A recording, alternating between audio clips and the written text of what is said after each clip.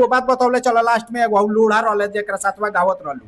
लोढ़ा ना लोथा व्यास। लोथा ब्यास अब उनका के कुछ याद मुकेश लोथा, आप लोढ़ा बोल रहे, गजब। ना ना माने हमरा कुछ उनका के याद वाद करेलू कि ना? हम सभी को याद करते हैं हम। माने ओकरा बाद से वायरल भइला के बाद से कब उनका प्रोग्राम में गइलू कि ना? ना। वो बात बतौले चला लास्ट में एगो लोढ़ा रहले जेकरा साथवा गावत रहलू। लोढ़ा ना लोथा व्यास। लोथा ब्यास अब उनका के कुछ याद मुकेश लोथा, आप लोढ़ा बोल रहे, गजब। ना ना माने हमरा कुछ उनका के याद वाद करेलू कि ना? हम सभी को याद करते हैं हम। माने ओकरा बाद से वायरल भइला के बाद से कब उनका प्रोग्राम में गइलू कि ना? ना। वो बात बतौले चला लास्ट में एगो लोढ़ा रहले जेकरा साथवा गावत रहलू।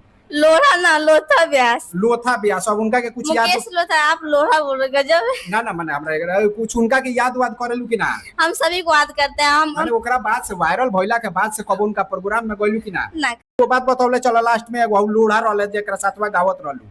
लोढ़ा ना लोथा व्यास। लोथा ब्यास अब उनका के कुछ याद मुकेश लोथा, आप लोढ़ा बोल रहे, गजब। ना ना